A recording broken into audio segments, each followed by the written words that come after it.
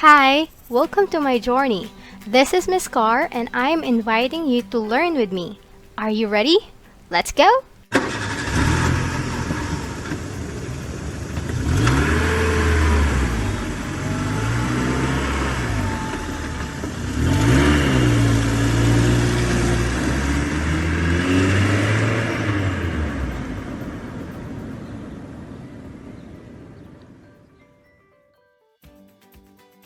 Hello guys! So ang pag-uusapan naman natin today is about compound interest. So dun sa last video ko, diniscuss natin yung about sa simple interest. And today, aalamin natin yung pinagkaiba nila. Okay? So let's see.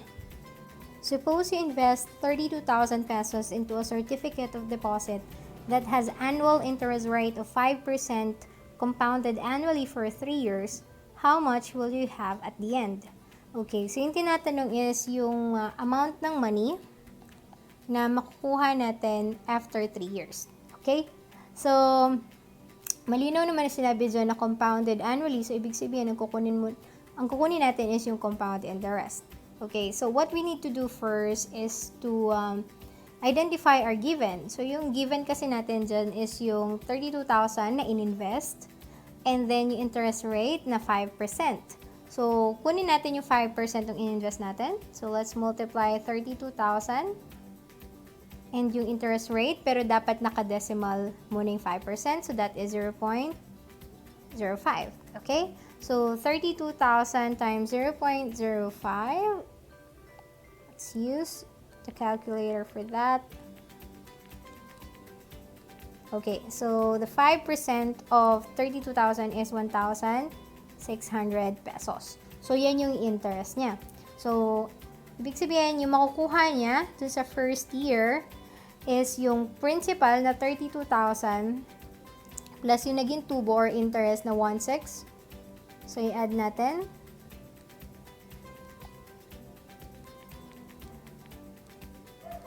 Alright, so yung money niya after 1 year is 33,600. Okay?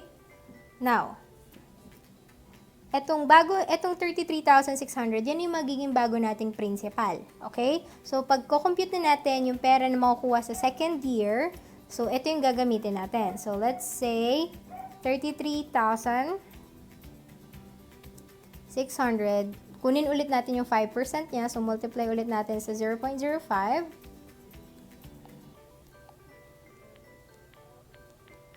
Okay, so the 5% of 33,600 is 1,680. Okay, so yun yung bagong interest amount. So, ang magiging pera na niya after 2 years is yung bagong principal na 33,600 plus yung bagong interest na 1,680. Okay, so add natin.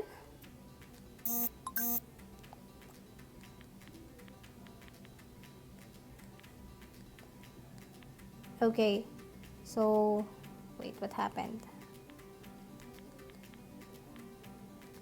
Okay, so yung magiging pera niya na sa 2 years ay 35,280. Okay, 35,280.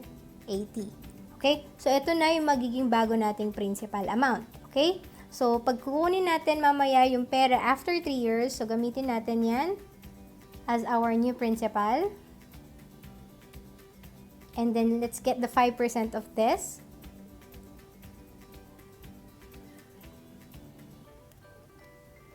Alright, so let's multiply this one. So, ang interest is 1,764.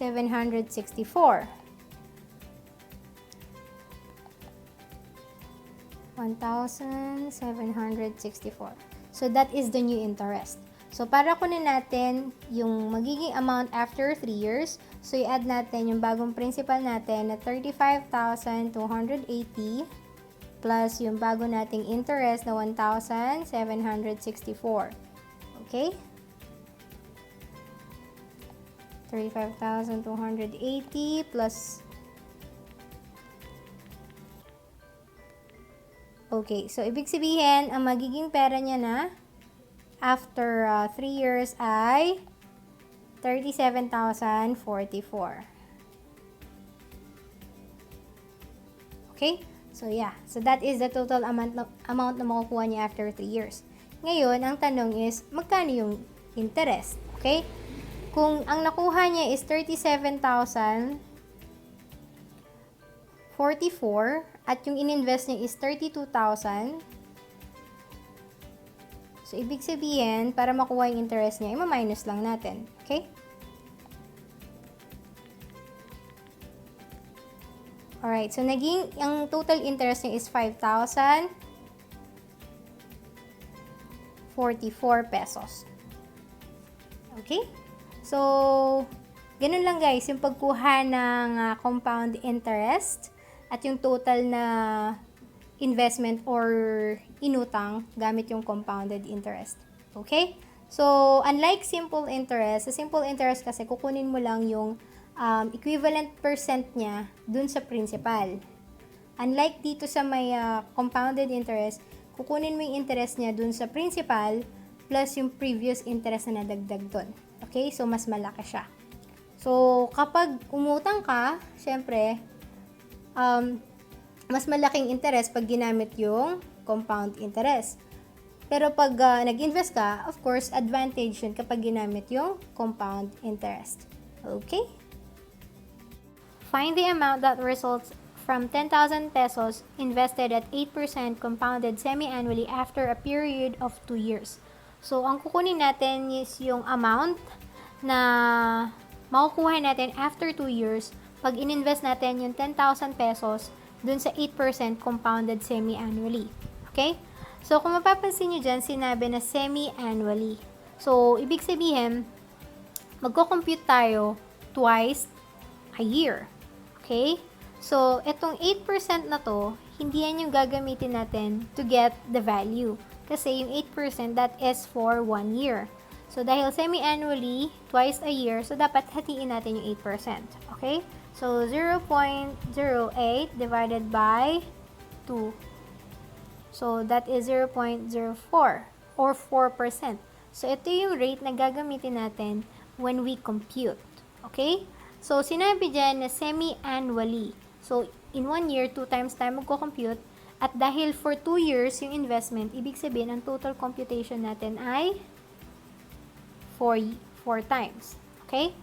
So, what we need to do now is to get the 4% first of 10,000 para malaman natin yung interest or tubo. Okay? So, 10,000 times 0.04. Okay, so yung interest niya is 400 pesos. Okay? So, yun guys. So, ito yung interest, ito yung principal or yung dineposit. So, in short, para malaman natin yung value after the first computation, so ipag-plus lang natin. So, that is 10,400. Okay? So, yan pa lang yung amount dun sa first computation natin. Alright?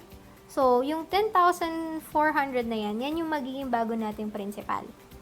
So, kukunin natin yung 4% niyan para malaman natin yung susunod na value after pagka second computation na. So, 4% ng 10,400. So, 10,400 times 0.04. So, that is 416.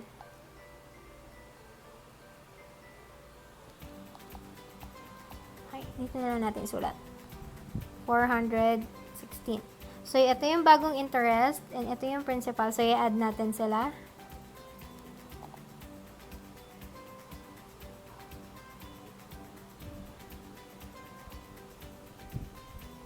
So, 10,400 plus 416. Okay, so that is 10,816. 10,816. So, ito na ngayon yung magiging amount after the second computation. Okay? Or after 1 year. Okay? Kasi, diba, twice a year tayo nagko-compute. So, another 2 computation pa kasi 2 years to. So, kunin ulit natin yung 4% niyan.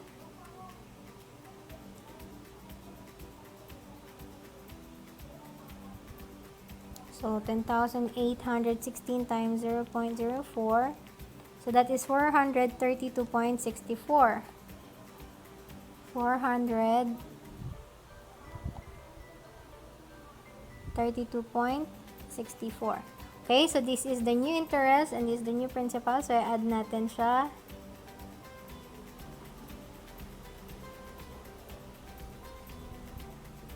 Okay. So, add na lang natin dito plus 10,016.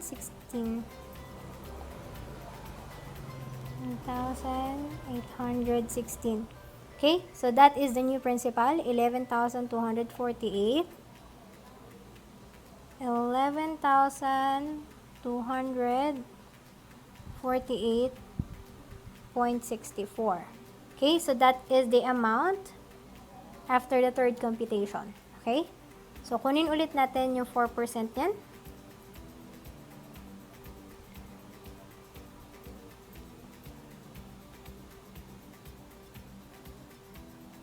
Okay, so multiply na lang natin to sa 4.04. So, that is 449.95.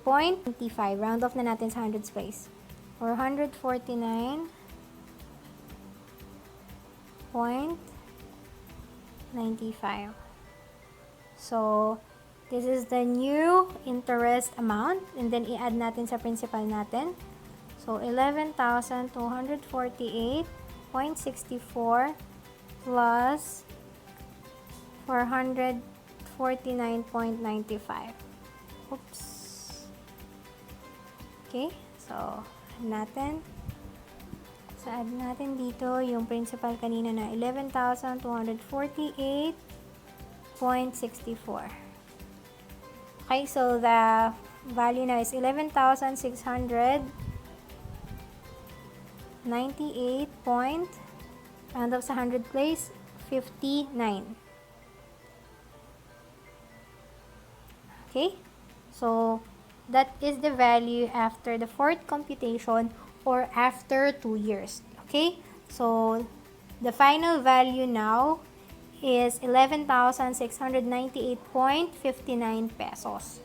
So, to answer the word problem, yan yung magiging amount after 2 years na i-invest yung 10,000 dun sa 8% compounded semi-annually. Okay? So, again guys, yung kung mapapansin nyo, the total computation or ilang beses tayo nag-compute is 4. Kasi nga, semi-annually and then for 2 years. Okay? Kasi 2 beses sa isang taon. So, dahil 2 years sa 4 na beses. So, we have now the first and then the second, then the third, and the fourth. Okay? So, later, i-check natin kung magtutugma yung sagot natin na kinumpute natin manually at saka dun sa sagot na gagamitan natin na formula. Okay? Okay. So, makikita sa table dito yung different types of period. So, pag sinabing annual, ibig sabihin sa isang taon, isang beses tayong magko-compute. Okay? So, dun sa semi-annual naman, that is for every 6 months. So, sa isang taon, 2 times. So, ibig sabihin yung rate, i-divide natin by 2 para malaman natin yung interest rate na gagamitin natin for computation. Sa quarterly naman, that is 4 times in a year. So, yung rate natin, i-divide natin sa 4. Yung monthly, so that is 12 times in a year. So, yung rate natin, i-divide natin by 12. Okay? Yung daily, so that is 365. Sometimes, ginagamit is 360. So, depende na lang yung ilalagay dun sa word problem. Okay? Yung hinihingi. So, in that case, hatiin natin siya sa 365 or 360 yung rate. Okay? Okay, so this is the compound interest formula. Okay? So, A is the amount at the end or the final value. So, sa ibang formula, that is FV. Okay? Or final value na makukuha natin kapag nag-invest tayo or yung final value kapag magbabayad tayo pag umutang. Okay? Letter P is the principal amount. So, ayan yung ininvest natin or yan yung inutang natin. Okay? R is the annual rate or interest rate. N is the number of times per year na magko-compound tayo. Or yan yung period, like semi-annually, quarterly, and so on. And then yung exponent, that is NT or the number of times or yung period, i-multiply natin dun sa years. Okay? So, ang sinasabi lang na exponent, that is the total number na magko-compute tayo or magko-compound. So, let's say quarterly and then mag-invest tayo for 5 years. So, ibig sabihin, sa isang taon, 4 times tayo magko-compute, and then yung investment pa natin is for 5 years. So, in short, meron tayong 20 times na magko-compute or magko-compound. Okay? Para malaman natin yung magiging final amount. Now, later, i-apply natin itong formula dun sa dalawang word problems na sinigutan na natin. Okay? And then, let's see kung magiging same yung sagot dun sa formula at saka dun sa result na kinompute natin manually. Okay? Okay, so for the meantime, gumawa tayo ng example para malaman natin kung paano nabuo tong formula for compound interest. Okay? So, halimbawa, I'm going to invest 2,000 pesos. Okay? So, that is my principal amount or present value. And then the interest rate is 4%. And the number of period is semi-annually. Okay, so ibig sabihin, in 1 year, twice tayo magko-compute. And then yung investment ko is only for 1 year. Okay? So, let's try to understand kung paano mabubuo yung formula. Okay? So, una, alamin natin yung interest rate na gagamitin natin when we compute. Okay? So, since sinabi kasi dyan na semi-annually, ibig sabihin, magko-compute tayo twice a year. So, itong 4% na to, hindi natin gagamitin yan kasi that rate is for 1 year. So, ang gagawin natin, dapat hahatiin natin siya sa dalawa. Kasi semi-annually, diba?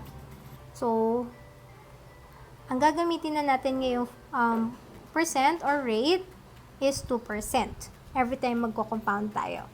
Okay? So, kaya yung unang ginagawa sa formula is, okay, so this is the formula, right?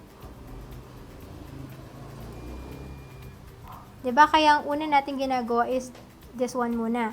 I-divide muna natin yung rate dun sa number of period. Okay? Para malaman natin yung rate na gagamitin natin to compute. Okay. So, after that, i-add natin sa 1. Alright? Okay? Saka natin i-multiply dun sa principal amount natin na 2,000. So, pag ginawa natin yan, katulad nung manual na pag-compute natin, diba, ito 2,000 times 1, that is 2,000. So, ito lang yung principal, diba? And then, 2,000, i-multiply natin dun sa percent, and that is, see, 2,000 times 0.02, 40 pesos. So, ibig sabihin, 2% ng 2,000 is 40 pesos. So, ito yung interest na madadagdag doon sa principal natin. So, kumbaga, ito yun na yung amount ng money after ng unang computation. So, that is 2,040. Okay? So, ang ginawa lang natin ulit is inad natin or inad natin yung nasa parenthesis, then multiply natin, diba? So, parang ganito lang. 2,000 times yung nasa parenthesis na 1 plus 0.02, so that is 1.02. Okay? Kaya natin nakuha to. Right? So, that is the first computation. Pero dahil ang total computation natin is, ilan? Kung semi-annually, tas isang taon, so dalawa. Kaya nabuo yung exponent natin na n times t, okay? So, 2 periods in 1 year. So, yan. So, the exponent or total number of computation is dalawa lang. Okay? Kasi isang taon lang naman, tapos twice a year pa, kasi semi-annually. So, ibig sabihin, hindi lang isang beses ko ito i-multiply sa 1.02. Itong 2040, diba? Ito lang din yan. So, i-multiply ko dito sa 1.02 para direkta ko na ulit na makuha yung susunod na amount or final amount. Okay? So, i-multiply ko lang ulit siya sa 1.02. Ayan. So, kapag minultiply ko siya ulit doon, by the way, tignan natin kung ito, kung idedirekta natin to, ito yung magiging sagot. Okay? So, let's say 2,000 times 1.02. Okay. So, ibig sabihin, kaya lang nabuo itong formula na to is para mabilis na makuha yung final amount na hindi na kailangang mag-add ng principal and then yung interest. Okay? So, ito na yung final amount sa unang computation. So, kaya natin siya ulit i-multiply sa 1.02 para direkta na nating malaman yung final amount dun sa second computation. Ibig sabihin, after 1 year na. Kasi, di ba, naka-dalawa na tayong computation. So, ayan. Kaya 2 beses tayo magko-compute. Okay? So, ngayon, ito yung itsura niya. So, compute ulit natin to sa 1.02. Okay? So, the answer is 2080.8. 2080.8. Okay? So, ito na ngayon yung final value or letter A na makukuha natin dun sa ininvest natin na 2,000 pesos. Okay? So, balikan natin to. So, kung mapapansin nyo to, 2 beses lang natin minultiply sa 1.02. Eh, di ba pag identical number na pinag-multiply natin, pwede natin itong isulat na 1.02 raised to 2. Tama? Okay? So, kaya siya nagkakaroon ng exponent. Kasi same lang naman tayo nag-multiply ng number. And then, after nito, i-multiply natin dun sa principal. So, let's see kung same yung magiging sagot natin. So, 1.02 raised to 2. So, ayan yan, diba? So, this is 1.0404. Saka natin i-multiply dun sa principal amount natin na 2,000. Okay? Multiply natin. Alright. So, 2,080.8. 2,080.8. So, ito, yung final value natin, same lang dito. Okay? Dito sa kinumpute natin kanina. So, again, kung i-review natin, ang inuna natin is yung rate over n. So, alamin muna natin yung percent na gagamitin. Then, in-add natin sa 1 kasi nga gusto natin na direktang makita yung final value sa unang computation. Okay? Kapag minultiply na natin sa principal. Then, kaya nabuo yung exponent kasi ilang beses natin siyang i-multiply doon sa 1.02. So, dahil semi-annually, ibig sabihin, 2 beses. Okay? Kaya yung exponent natin ay 2. Alright? So, again, the final value or future value is 2,080.8. So, alamin natin kung magkano naging interest. Okay? So, since ang ininvest natin or yung principal amount natin is 2,000, so i-minus na lang natin doon.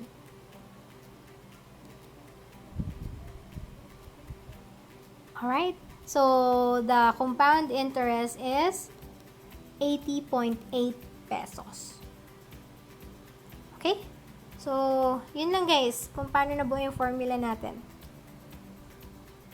Okay. So, ito yung word problem na sinagutan natin kanina. And then, nung sinagutan natin siya manually, ang nakuha nating final amount or final value is 37.44.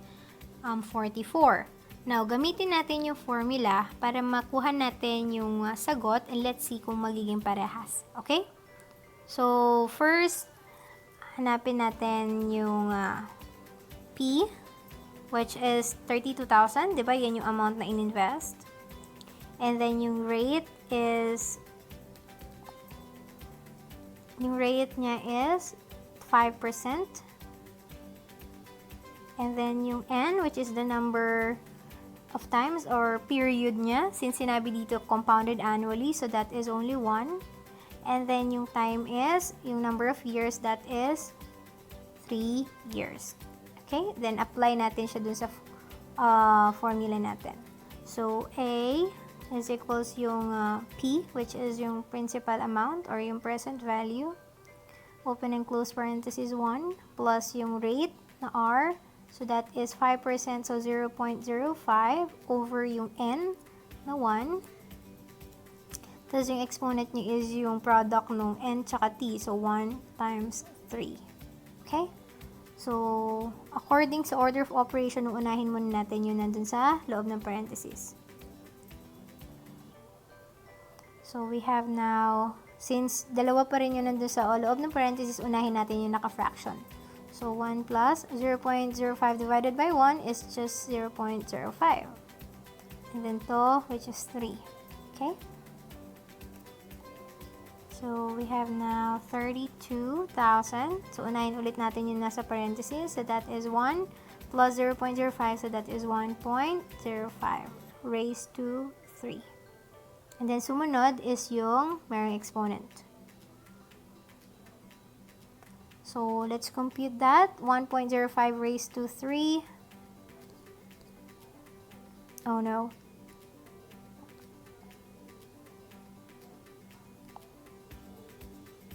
Okay, so 1.05 raised to 3. So, that is 1.157625. 1.175625. Okay? Then, i-multiply na natin siya dun sa principal amount natin. So, we have 37,044.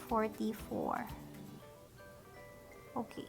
So, yung nakuha nating final amount or final value is same yung nakuha natin kanina nung nag-compute tayo manually. So, tama yung sagot natin. Okay? So, kapag gumamit tayo yung formula, of course, mas mabilis. Kaysa dun sa ginawa natin kanina na manual na sobrang haba ng process. Okay? Okay, so ito naman yung second word problem na sinagutan natin kanina.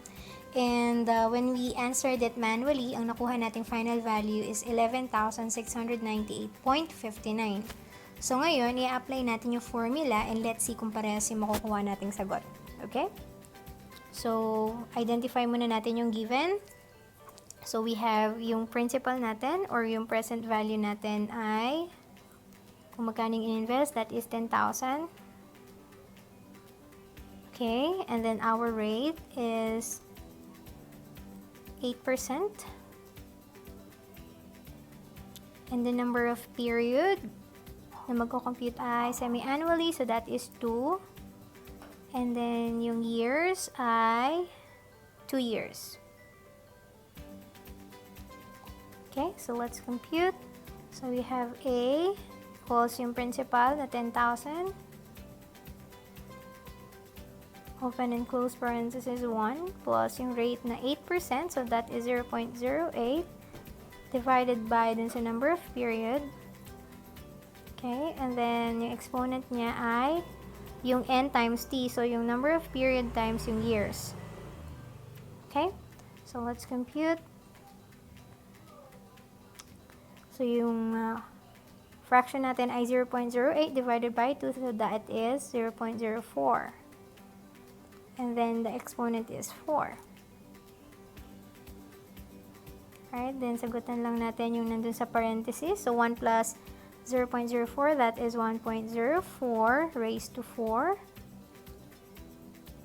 Okay, the next is yung merong exponent. So let's use the calculator. So 1.04 raised to 4, so that is 1.169.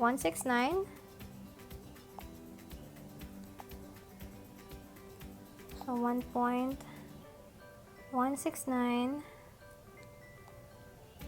858, haba, 85856. Okay? And then multiply na natin siya dun sa principal amount natin.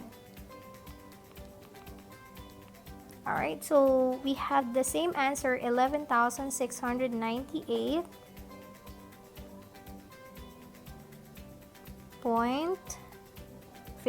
So, ni-round off na din natin sa hundreds place. Okay, so kung mapapansin nyo, yung sagot natin, yung ginamit natin yung formula, is the same yung sagot nung kinumpute natin sila manually. Okay, so again, mas mabilis pa rin yung meron ng formula. Pero, the important thing is, alam nyo kung ano yung logic behind it, kung paano yung kinukompute talaga yung compounded interest. Okay?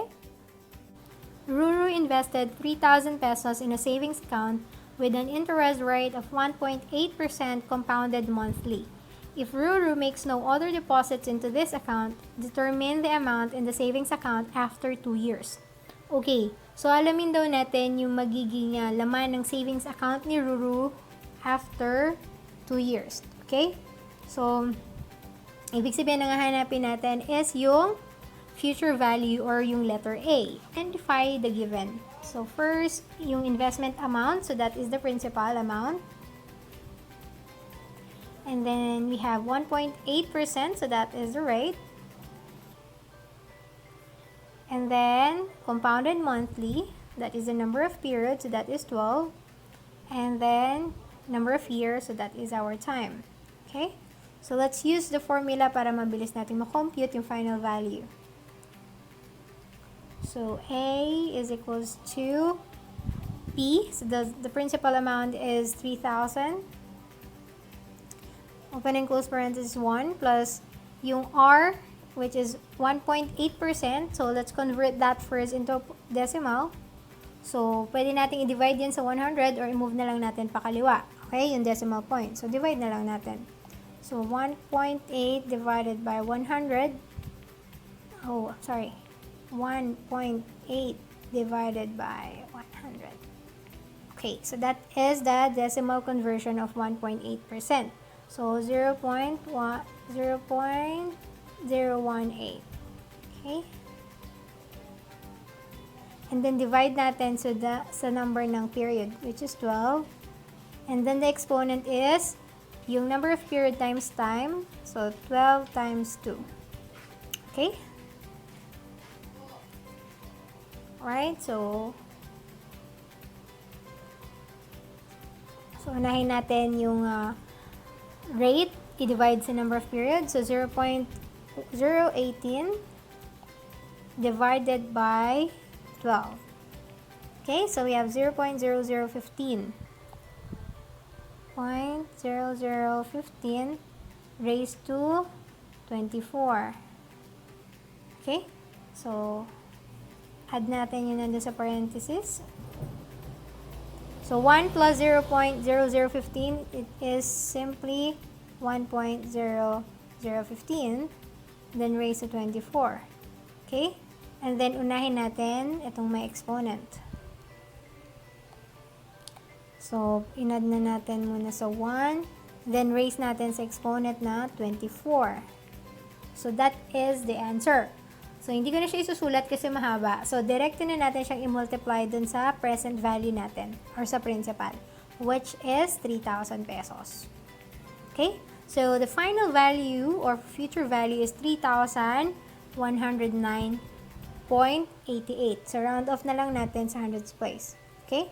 So, the final value is 3,109.88. Okay, so that is the future value or yung magiging amount ng savings account ni Ruru after 2 years. Okay, kung in-invest niya yung 3,000 pesos sa savings account na merong 1.8% compounded monthly. Okay, so magkano yung naging interest niya? Kung in-invest niya is 3,000, so, minus lang natin. So, ibig sabihin yung compounded interest na na-accumulate is 109.88 pesos. Okay? Next, Klein would like his daughter to attend college in 6 years when she finishes high school. Klein would like to invest enough money in a certificate of deposit now to pay for his daughter's college expenses. If client estimates that he will need $250,000 in 4 years, how much should be invested now in a certificate of deposit that has a rate of 2.5% compounded monthly? Okay, so yung tinatanong dito is yung how much daw yung i-invest ni client. Okay? So yung hinahanap natin is yung present value. Kung kailangan niya daw in the future ng 250,000 para dun sa 4 years na gagastusin sa pag-aaral ng daughter niya. And i-invest niya yan dun sa merong 2.5% compounded monthly. Okay? So first, identify natin yung mga given natin. So, 250,000, that is the amount na ine-expect niya for 4 years expenses. So, that is the future value or letter A, amount in the end. And then, the 4 years, that is the time. And then, the percent, 2.5, that is the rate. Okay, and then compounded monthly, so that is the number of period. Monthly is 12. Okay?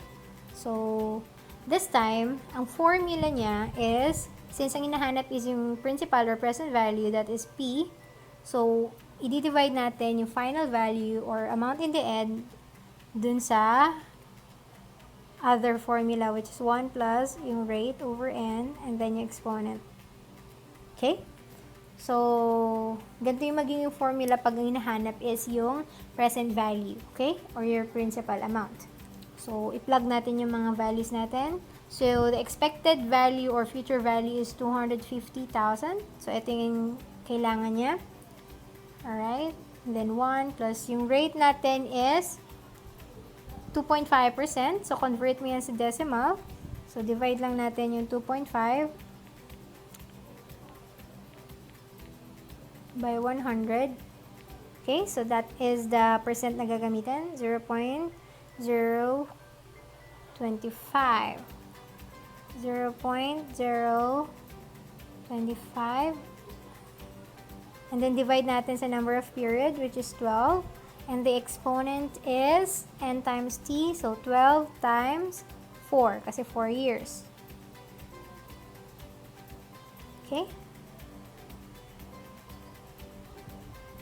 Solve natin yung denominator. So, we have 1 plus. So, divide muna natin to.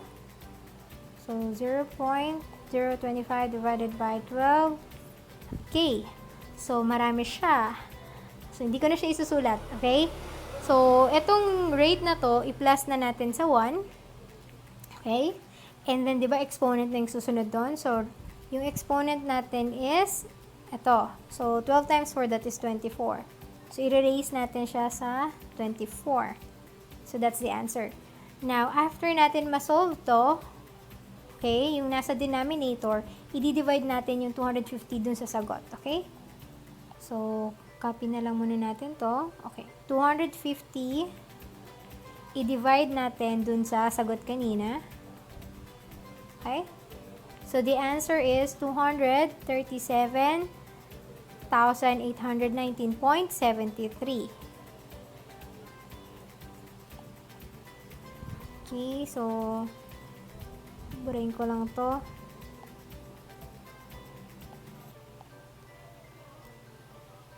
So, the answer now here is 237,819. Round off natin sa hundreds place, 73.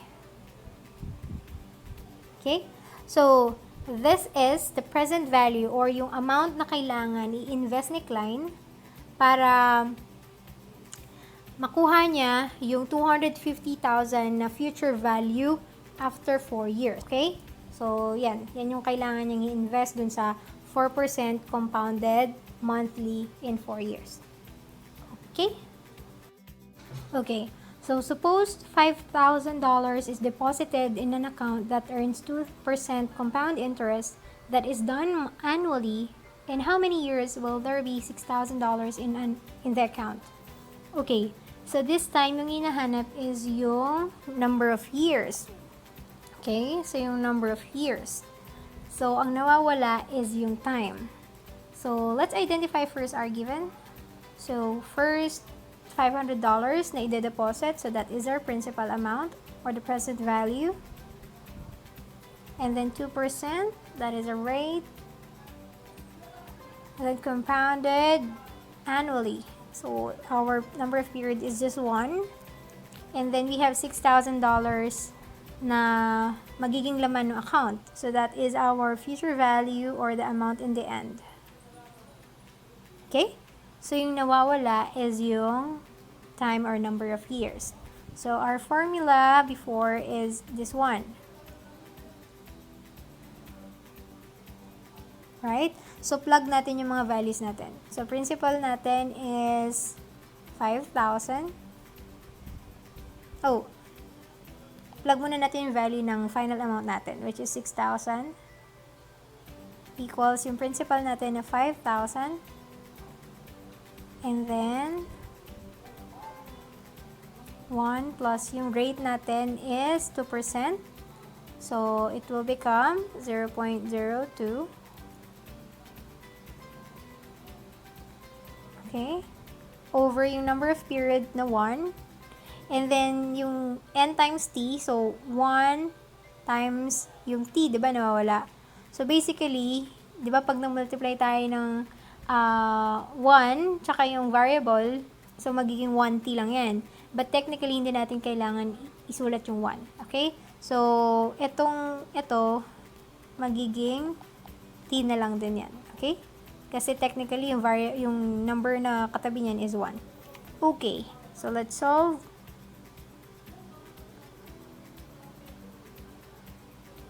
Alright. So, unahin natin to. Diba, 0.02 divided by 1, that is only 0.02. Tapos, i-plus na natin dun sa 1. So, 1.02. Okay? And then, raised to t. Okay? Now, ang gagawin na natin dito, so, medyo gagamit na tayo ng algebra, okay? So, ang kailangan natin malaman is yung value ni time. O kung ilang years yan. So, ang unang i-eliminate natin sa side na to is yung 5,000. So, we can eliminate 5,000 by dividing itself. So, magiging 1 lang yan, diba? So, hindi na natin susulat si 1. So, technically, na-cancel na siya dun sa side. So, dahil equal side to, kailangan i-divide din natin dito yung 5,000. Okay?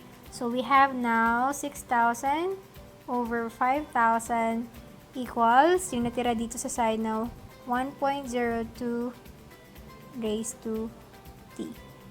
Okay. So, for us to cancel this one, gagamit na tayo ng logarithm. Okay? So, medyo nagiging complicated na. Pero, ang function lang talaga niya is kapag naghahanap tayo ng value ng exponent, gagamitin natin yung logarithm. Kasi, yun yung inverse or decode ng exponent. Okay? So, ang mangyayari, kunin muna natin yung log ng 6,000 over 5,000. Okay? Alright, and then kunin din natin yung log ng 1.02.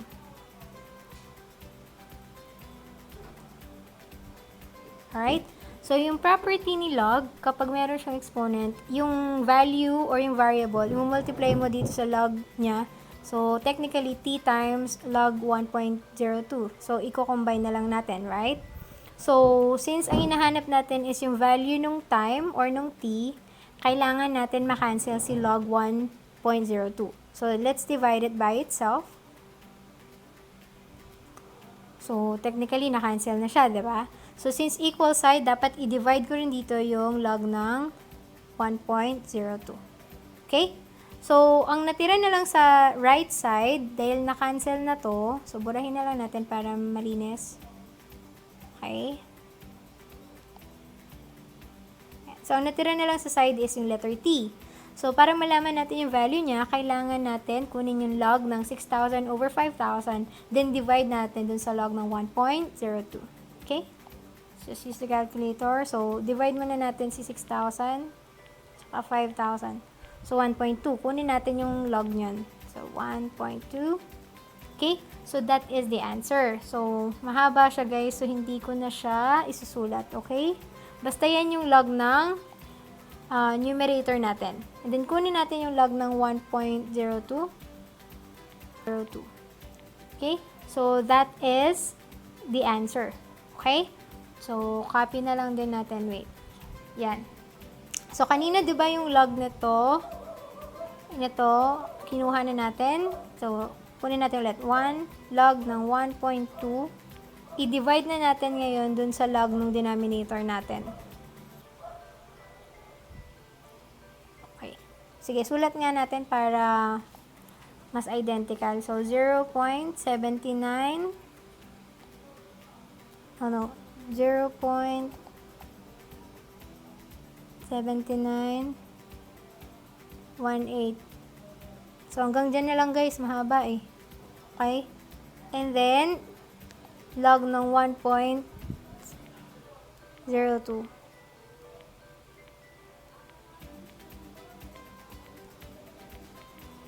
So, that is 0.0086. 0.0086. So, 5 digits. 0. Okay? So, saka natin siya i-divide. So, ito yung log ng numerator. And then, divide natin dun sa log kanina nung denominator. Okay? So, that is the answer. So, ito yung log. Okay, kung papansin nyo, dito sa calculator, yung una log ng numerator, na log ng 6,000 over 5,000. Yung sumunod is yung log ng denominator na log na 1.02. So, this is the answer. 9.21. Okay? So, ibig sabihin, that is the answer para dun sa time or years. 9.21 years. Okay? So, yung problem solving natin yung tinatanong is, how many years, diba? Na yung pera na i-deposit sa account na $5,000 para maging 6,000 is 9.21 years. Dapat nandun lang yung pera sa account na yun para umabot siya ng $6,000 dun sa account. Okay? So, ganun guys, yung pag-compute kapag ang hinahanap natin is yung time. Okay? Next, suppose 5,000 pesos is deposited in an account that earns compound interest that is done annually. If there is 7,000 in the account after 2 years, what is the annual interest rate? Okay, so yung hahanapin natin ngayon is yung annual interest rate. Okay? So, yung nawawala is yung rate. So, let's identify first our given. So, 5,000 is the deposited account. So, that is the principal. And then, it's compounded or done annually. So, that number of periods is just 1. Then, 2 years, that is the time. And then, okay, this is the future value after 2 years. So, that is the amount in the end or final value. Okay, so the formula is P, open and close parentheses, 1 plus R over N. Okay, let's plug our value. So, yung amount in the end or final value is 7,000. And then the present value is 5,000. Then 1 plus, nawawala yung R. And then yung number of period natin is just 1. And then, our exponent is n times t. So, 1 times 2. Kasi 2 years. 1 times 2. Or simply, 2.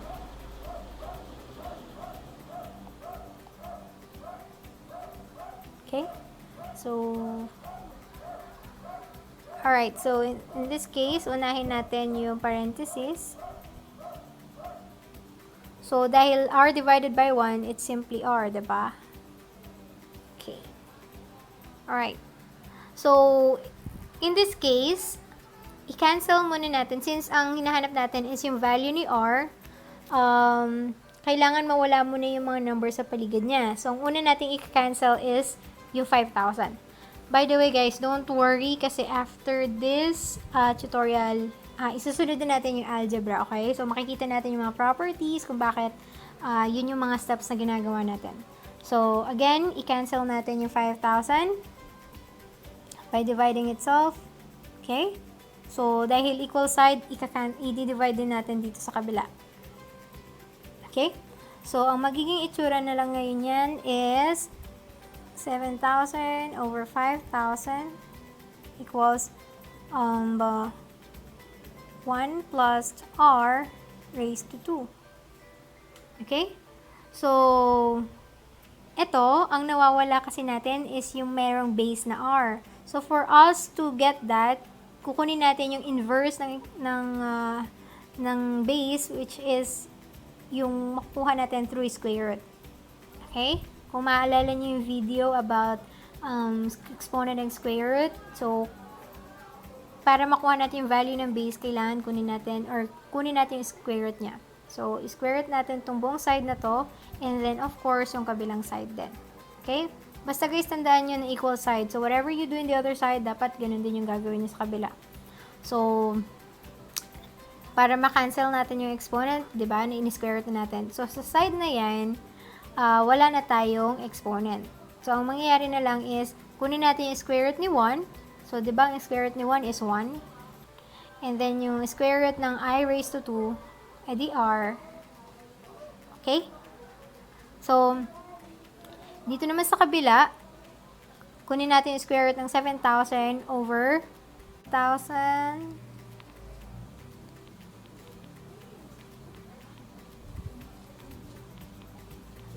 Okay, so that is 1.4. So, kunin natin yung exponent, square root ni 1.4.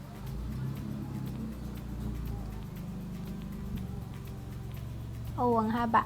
So, that is the answer. Okay? Not yet the final answer. Yan pa lang yung square root ng 1.4. 1.18. Round off na lang natin sa hundreds place. So, 1.18. Okay? So, ngayon, may natitira pang katabi si R. So, kailangan natin ma-cancel si 1. So, for us to cancel that, so, minus 1. Okay? Para maging 0. Para canceled na siya. Parang matira na lang is si R. So, 0 na yan. So, wala na si 1 dyan. So, dahil nag-minus tayo sa side na to, dapat mag-minus din tayo sa side na to. Okay? Right? So, yung matitira na lang dito is 0.18. And then, yung natira na lang sa yan is yung R. So, dahil rate yan, dapat yung decimal i-convert natin into percent by multiplying it by 100. Okay? So, 0.18 times 100. So, that is 18%. Oops. Okay? So, yun yung rate na nawawala. 18%. Okay, so to answer this word problem, kailangan ng 18% para maging 7,000 yung 5,000 na i-deposit after 2 years. Okay? So, ganun guys yung pagkuha pag ang hinahanap naman is yung rate. Okay guys, so pag-usapan naman natin yung tinatawag na effective interest rate. So, yung formula niya is R equals, open and close parenthesis, 1 plus I. So, yung I dyan, yun yung rate. Okay? Nominal rate na binigay ng isang kumpanya. Over dun sa N, which is the number of period, like in semi-annually, quarterly, and so on. Then, raised dun sa N minus 1. So, bakit kailangan natin kunin yung effective interest rate? Kasi, diba, for example, ilang beses na tayo nag-compound or nag-compute. So, hindi na yun yung actual interest rate na ginamit na pag-compute, right? So, for us to compare yung offer ng ibang company sa ibang company para makapag-decide ka which investment or which loan yung ita-take mo, you need to compare their effective rate. Okay? So, let's have example. Okay, so for example, 5% yung binigay sa inyo. So, yung binigay dun sa advertisement siguro, dun sa bank or sa isang investment company is 5%. So, yan yung tinatawag nating nominal or stated interest rate. Okay? And then monthly. So, you can see there the data. So, since monthly, so yung number of period mo is 12. Then, plug in mo yung mga data dun sa formula natin for effective interest rate. So, yung R mo is, or interest mo is 0.05 over 12. And then, raised to 12 minus 1. So, kung isosolve mo yung nandun sa formula, then you'll get an effective rate na 5.12%. So, kung iisipin mo, diba, kunyari, umutang ka, then yung sinabi nilang nominal rate is 5%, but the real rate for annual is 5.12%. Okay? Or, for example, sa isang investment company, ang sabi, ang tutubuin mo is 5%, but the real annual rate na tutubuin mo is 5.12%. Okay? So, laging mas mataas yung effective rate dun sa nominal rate. Okay? So, maganda to kasi nga, madami kang, kunyari, for example, sa compounded interest, marami kang kinocompute, diba? So, hindi mo na nag-accumulate yung interest amount niya. So, it's very important na malaman mo talaga yung annual interest rate niya para ma-compare mo pa sa ibang investment or ibang offer ng nagpapautang. Okay?